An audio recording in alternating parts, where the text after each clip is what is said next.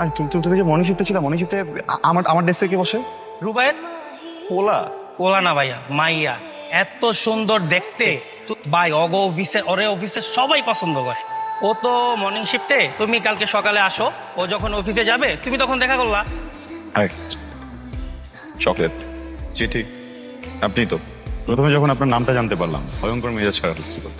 বিদ্যুৎ একটা নাম, ভাবছিলাম মানুষটা হয়তো বা দেখে বিদ্যুতে হবে, কিন্তু না।